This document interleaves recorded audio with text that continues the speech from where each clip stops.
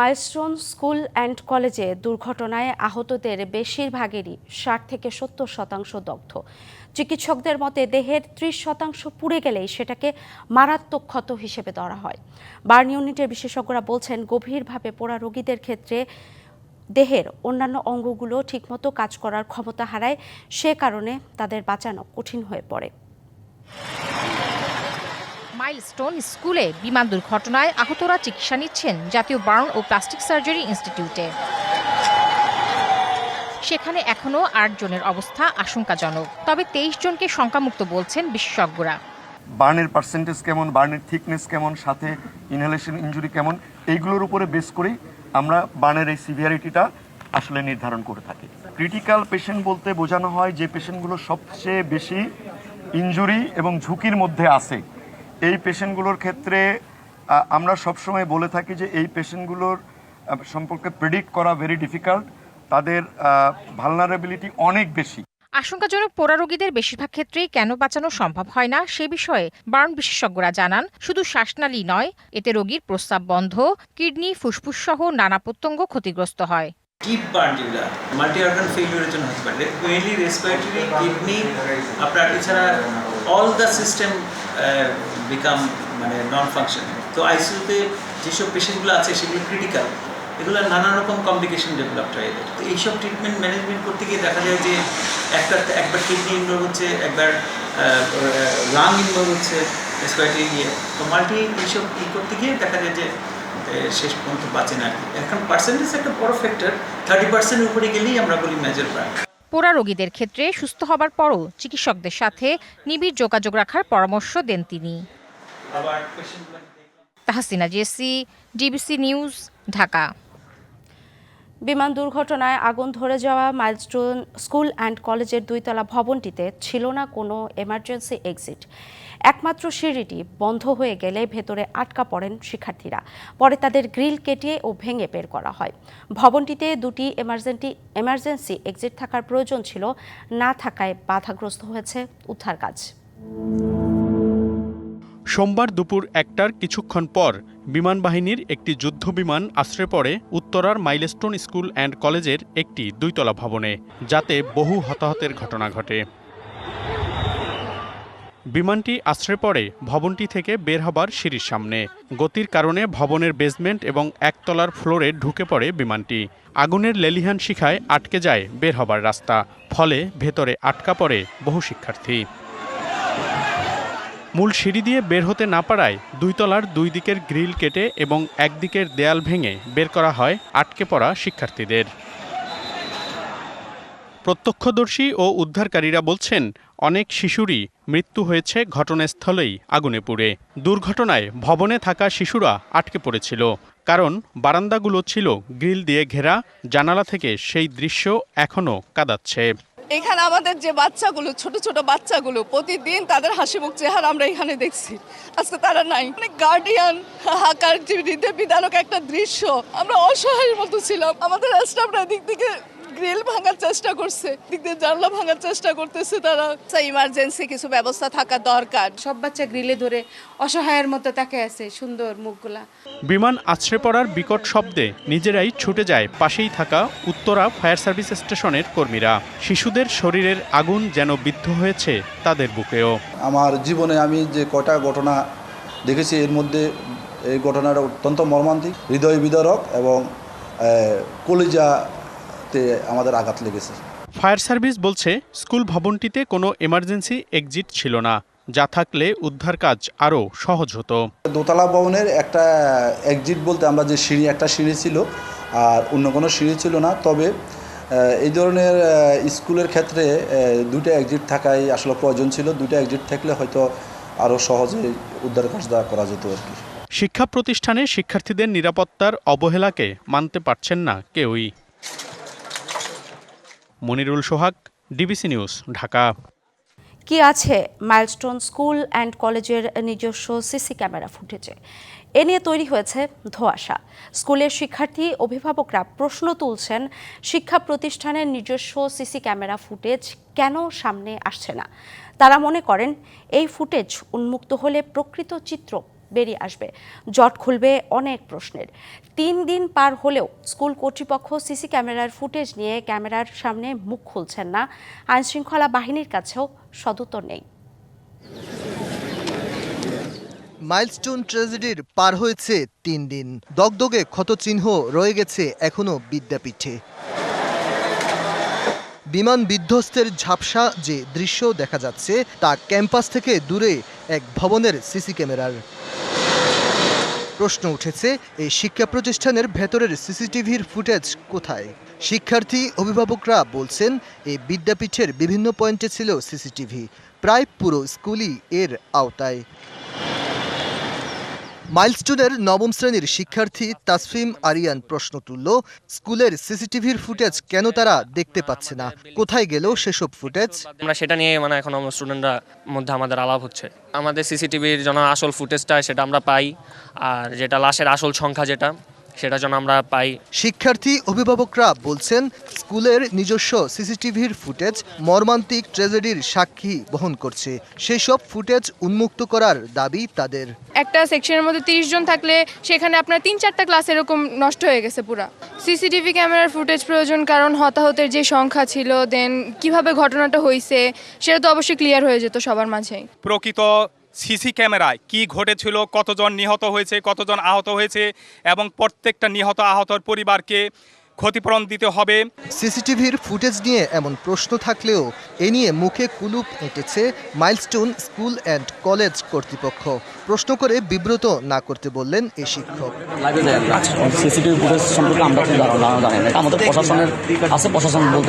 অন্যান্য বড় দুর্ঘটনার মতো মাইলস্টোন ট্র্যাজেডি নিয়েও হয়েছে একাধিক তদন্ত কমিটি।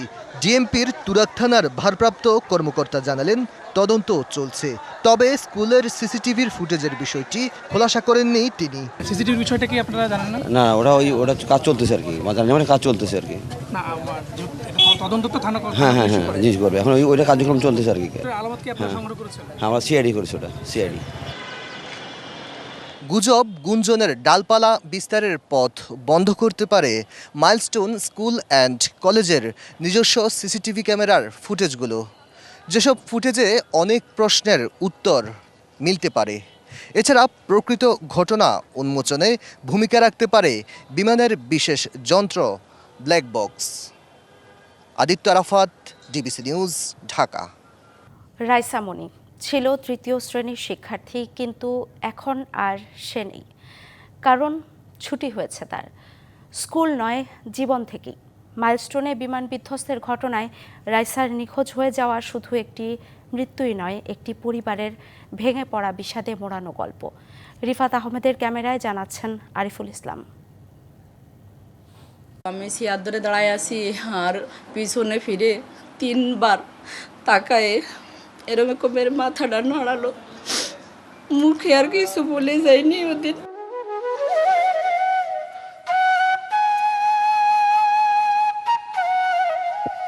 মায়ের চোখে পানি নেই, শুকিয়ে গেছে দীর্ঘশ্বাসের ভারে। 3 দিন ধরে কান্না নয়, যেন এক বোবা স্তব্ধতা। 3য় শ্রেণীতে পড়া রাইসা মনি জীবনের সবকিছু ফেলে চলে গেছে এক অনন্ত ছুটিতে। পাখিকে তোর পাবো না। সোমবার স্কুলে যাওয়ার সকালে খাবারটা পড়েছিল যেমন তেমনই। রাইসার পছন্দের মাছ রুই। মা নিজ হাতে রান্না করেছিলেন। কথা ছিল স্কুল থেকে ফিরে খাবে ছোট রাইসা, কিন্তু সে তো আর খেতে আসেনি। যে কথা বলতে গিয়ে নোনা জল খেলা করে চোখের কোণে। সকালবেলা তো তোমার স্কুল আছে, তুমি ঘুমাই যাও, এখন আমি তোমাকে ডাইকে উঠাবানি। পরে বলতেছি, আম্মু আমি কিন্তু সকাল সকাল তুমি 6টা বাজে আমাকে ডেকে উঠাবা। আর আমি ফার্স্ট বেঞ্চেও সবসময় চেষ্টা করতো ফার্স্ট বা 2য় বেঞ্চে বসার জন্য। রাইসার বোন সিনথিয়ার কষ্টটা আরেকটু বেশি। বড় বোনের কাছে আবদার ছিল স্কুল থেকে ফিরে আইসক্রিম খাওয়াতে হবে। যে কষ্টের বোবা কান্না হয়তো তারা করে ফিরবে তার পুরো জীবনে। তুমি আজকে আইসক্রিম কিনে দিও। আমি ঠিক আছে, তুমি যাও, টিফিন টাইমে যখন স্কুল ছুটি হবে তোমার জন্য কিনে আনবো। তো ক্যান্টিন থেকে আসার পর টাকা নিতে গেছি, তখনই কাহিনী করছে, যার কারণে আমি ওকে ওর আইসক্রিম খাওয়াইতে পারিনি।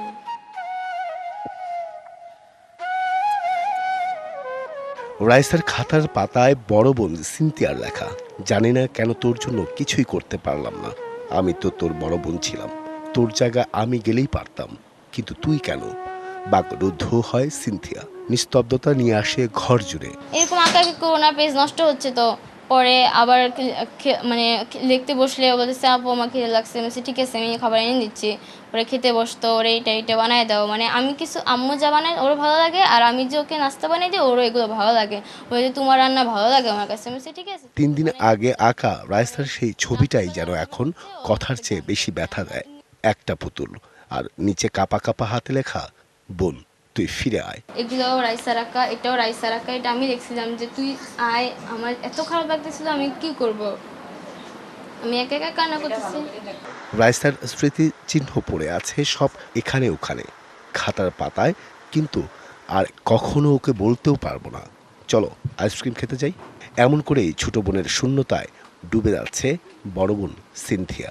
দেরি হয়ে যাবে, কিন্তু আমি আজকে ফার্স্ট বেঞ্চে বসবো। ঠিক আছে তুমি বসো, আমি আগে রেডি হয়ে নিই। বলছে দেরি হয়ে যাচ্ছে। আমি বলছি দাঁড়াও আসতেছি। ও খাওয়া দাওয়া শেষ করে পরে বলছে আপু চুলটা বেঁধে দাও। আমি ওকে 2টা বেনি করে দিয়েছি।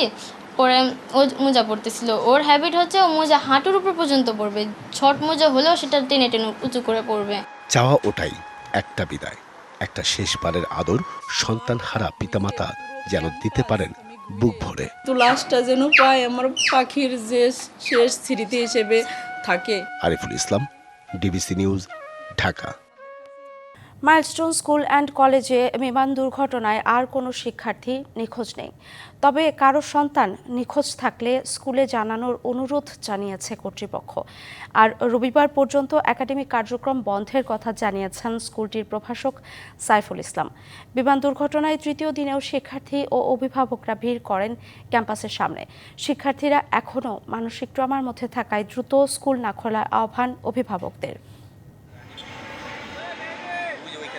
মাইলস্টোন ট্র্যাজেডি, শোকে স্তব্ধ শিক্ষার্থী, অভিভাবক সহ সারা দেশ।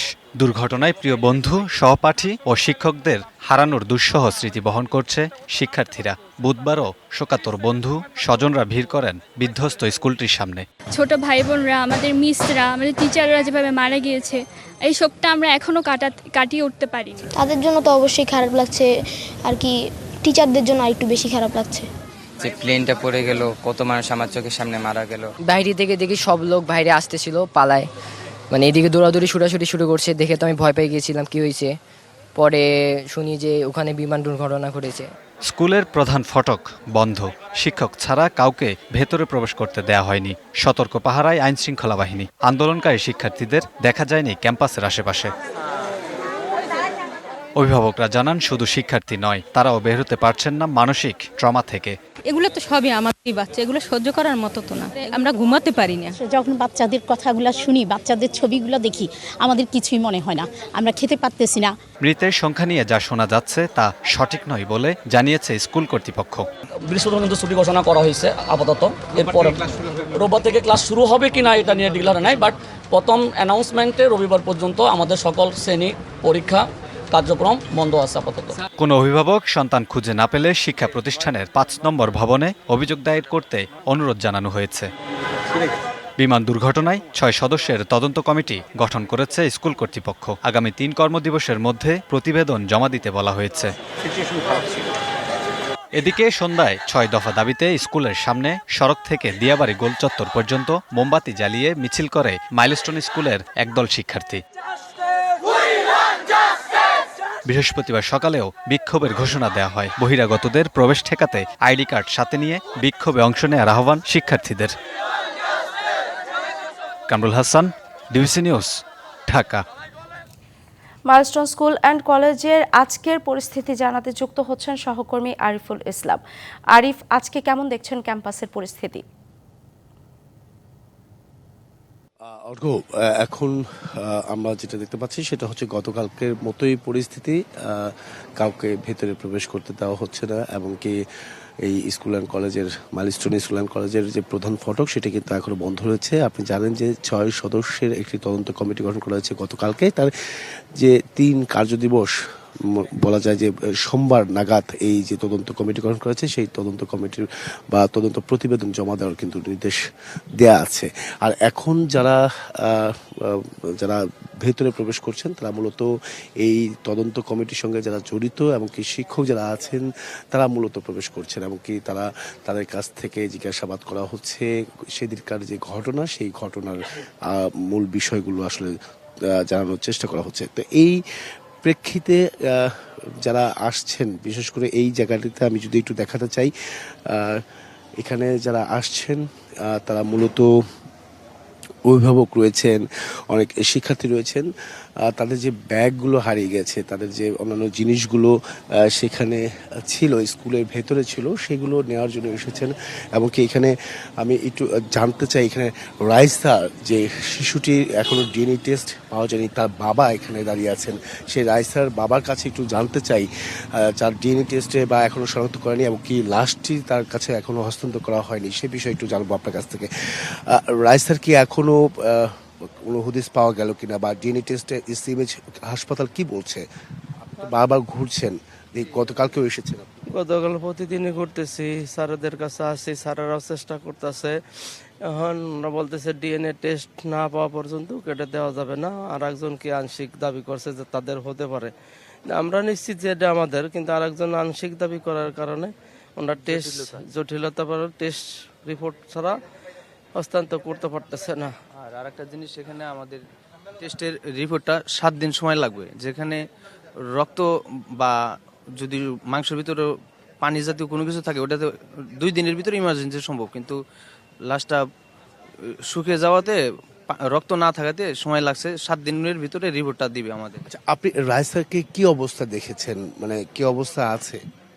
আমি যে অবস্থায় দেখছি তো পুরো অবস্থায় দেখছি, আমি তো দেখে আমার মেয়ে আমি চিনছি, ওইভাবে বাসায় ঘুমাইতো, ওর যেভাবে ঘুমাইতো বাসায় ঠিক সেভাবেই আছে, ওর শরীরটা ঠিক আছে, শরীর ঠিক আছে, মুখটা পড়ছে, চুল ঘোলা ফুটিয়ে গেছে গা। ডিএনএ টেস্ট কবে নাগাদ? আমাদের ওই দিন বলছিল যে সর্বোচ্চ 5 দিন লাগবে। আরেকজন যে দাবি করছেন, আরেক যে অভিভাবক দাবি করছেন, তারা আসলে কতটা প্রমাণ দেখাতে পেরেছেন যে তার মেয়ে? আমাদের সাথে কোনো কথা হয় নাই, ওখান থেকে এক আর্মি বলছে আর কি যে আপনাদের আগে বলি নেই, এই কারণে দিনে একজন আংশিক দাবি তাদের হতে পারে, তারা শিওর না হতে পারে যে একই রকম তো বাচ্চা ড্রেস পরা, আমরা ডিএনএ টেস্ট করি। স্কুল থেকে কি বলছে?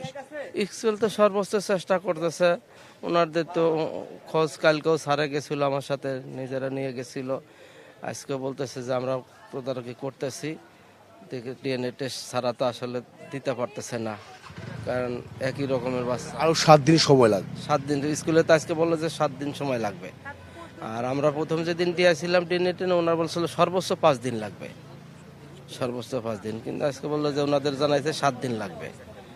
অসংখ্য ধন্যবাদ আপনাকে।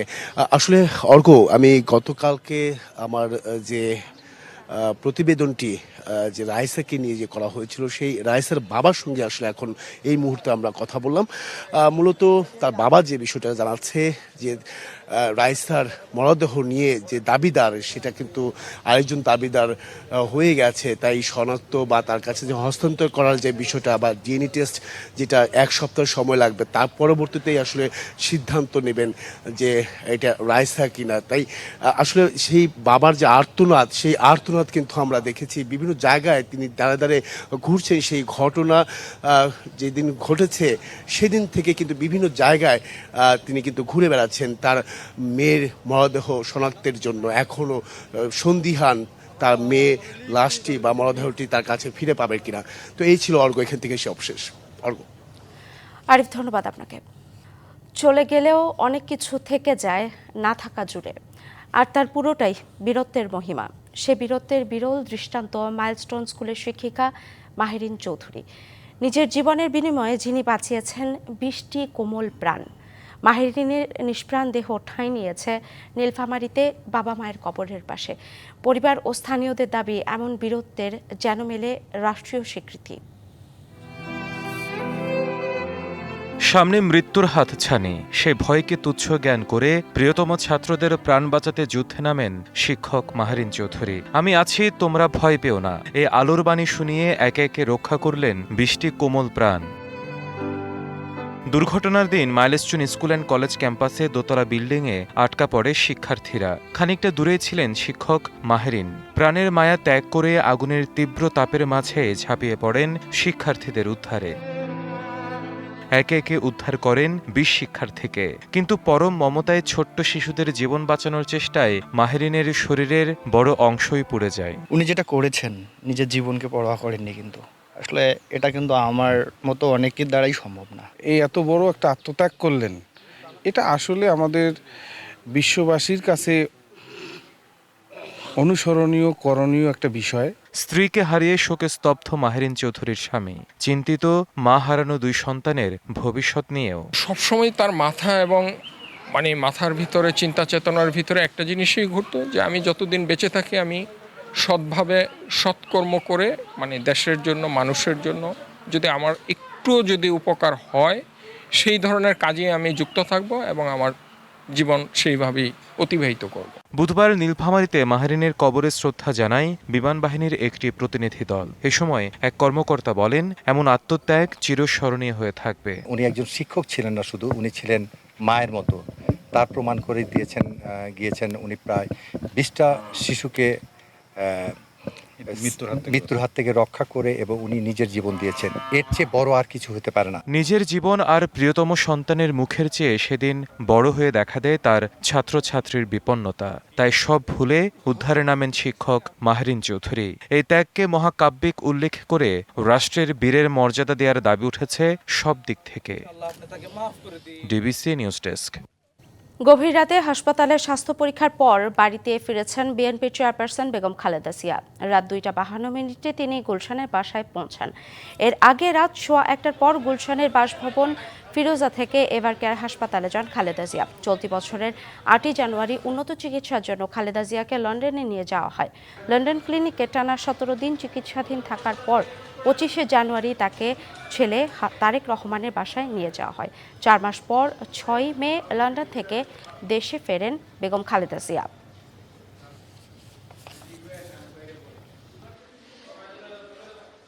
রাশিয়ার সঙ্গে যুদ্ধবিরতি আলোচনার মধ্যে বড় ধরনের দুর্নীতি বিরোধী বিক্ষোভের মুখে পড়েছেন ইউক্রেনের প্রেসিডেন্ট ভলোদিমির জেলেনস্কি। বিতর্কিত এক নতুন আইন পাশ করে সই করার পর তার বিরুদ্ধে ক্ষমতা কেন্দ্রীকরণের অভিযোগ উঠেছে।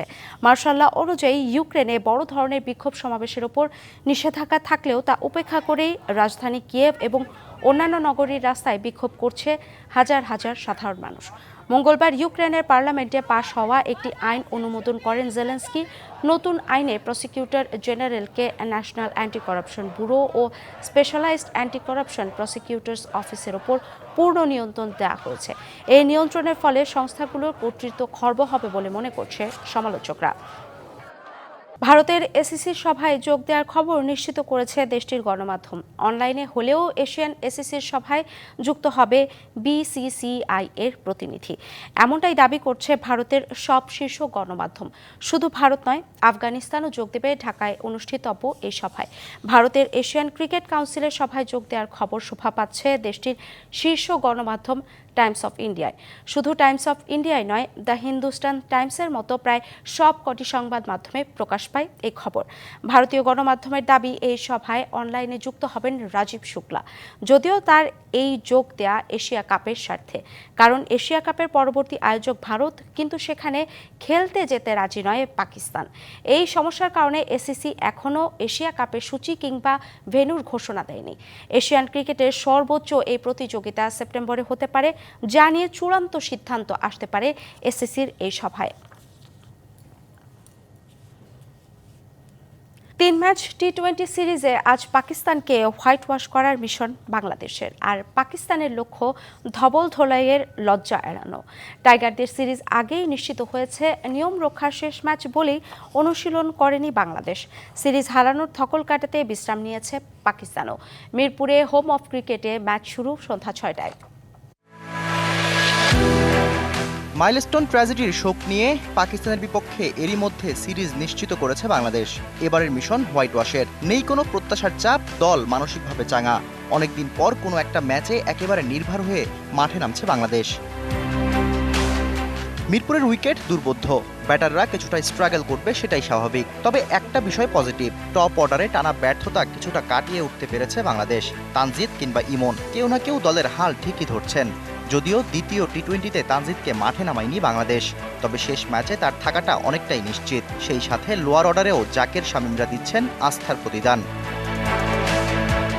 বোলিংয়েও টাইগাররা টপ নচ, তবে ফিল্ডিং নিয়ে আরও ভাবার আছে। দ্বিতীয় ম্যাচে একেবারেই বাজে ফিল্ডিং করেছে বাংলাদেশ, একটু হলে ম্যাচটাও ফসকাতো। অন্যদিকে পাকিস্তানের দুশ্চিন্তার শেষ নেই। 2 ম্যাচ খেলে এখনও কন্ডিশনটাও ঠিকমতো বুঝতে পারেনি সফরকারীরা। স্পিনে কিছুটা সাবলীল থাকলেও পেসারদের বিপক্ষে দুর্বলতা স্পষ্ট। 2 ম্যাচেই শরীফুল মুস্তাফিজদের সামলাতে গিয়ে হিমশিম খেয়েছে আগা সালমানের দল। এর মধ্যে আবার লজ্জার এক রেকর্ডও সঙ্গী করে আছে টিম পাকিস্তান। 2024-এর পর সবচেয়ে বেশি ম্যাচ হেরেছে এই দলটা। অন্তত মান বাঁচাতে হলেও শেষ টি-20 জিততে মরিয়া থাকবে ম্যান ইন গ্রিনরা। Shahriar Hossain, DBC news desk. এবার পারিশ্রমিক ইস্যুতে মাঝপথেই বিতর্কিত হয়েছে সাকিব আল হাসানের অংশ নেয়া ম্যাক্স 60 ক্রিকেট টুর্নামেন্ট। আসরে বাংলাদেশের সাবেক অধিনায়ক খেলছেন মায়ামি ব্লেজের জার্সিতে। সাকিব ছাড়াও এ টুর্নামেন্ট খেলছেন অজি তারকা David Warner, English batter Alex Hales এবং ক্যারিবিয়ান অলরাউন্ডার কার্লোস ব্র্যাথওয়েট। প্রাপ্য অর্থ ঠিক সময় পরিশোধ না করায় আসরের মাঝপথে ক্রিকেটাররা মাঠে নামতে অস্বীকৃতি জানালে বন্ধ হয়ে যায় ম্যাচ। ক্রিকেটাররা জানিয়ে দিয়েছে অর্থ পরিশোধ না করলে আর মাঠে নামবেন না তারা, যা পরবর্তী আসর আয়োজনেও প্রভাব ফেলতে পারে। ম্যাক্স 60 ক্যারিবিয়ান ইভেন্টটি গত বছর শুরু হয়, যা দ্বিতীয় মৌসুমে এসেই বিতর্কিত হলো। এদিকে ক্রিকেটারদের ম্যাচ বয়কটের ডাককে সমর্থন জানিয়েছে ওয়ার্ল্ড ক্রিকেটার্স অ্যাসোসিয়েশন। ডিবিসি সংবাদে এই ছিল এখনকার মতো। ডিবিসি নিউজের সংবাদগুলো পড়তে ভিজিট করুন dbcnews.tv আর ভিজিট করুন ডিবিসির ফেসবুক পেজ এবং ইউটিউব চ্যানেল। ডিবিসির সঙ্গে থাকুন।